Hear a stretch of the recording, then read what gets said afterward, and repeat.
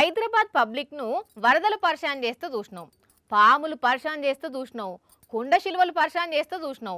మొన్నట్ల పట్నం శివార్ల చిరుతపులి కూడా పరిశాన్ చేస్తూ చూసినాం కదా.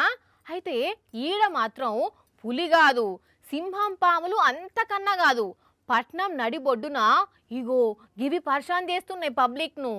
నీ కథ సల్లగుండా ఏంటి ఇవన్నీ తక్కువ లేవు కదా. ఈడ చూస్తేనేమో కుప్ప కుప్పున్నాయి, ఆడ చూస్తేనేమో ఆగంగా ఉన్నాయి, ఇంకో దిక్కు చెట్టు మీద ఉన్నాయి, అటు గోడల మీద ఉన్నాయి, చెట్ల ఆకులకు గట్టిగా పట్టినాయి. అసలు ఏడికేంచి వచ్చినాయి ఏంటివి అంటే నత్తలు అట్లని మామూలు నత్తలు కావు, మన దగ్గర నత్తలు కావు, ఆఫ్రికన్ నత్తలట. మరి ఏడికేంచి వచ్చినాయో ఎట్లొచ్చినాయో పాడాయి గాని హైదరాబాదు న్యూ బోయిన్పల్లిలో 3 ఎకరాలల్లా ఇగో ఇట్లా వరుసుకొని అటు ఇటు తిరుగుతుంటే స్ప్రే కొట్టి ఆపుతున్నారు. చెప్పన్నా ఎప్పుడు చూసినారు వీటిని, ఎప్పుడు వచ్చినాయి?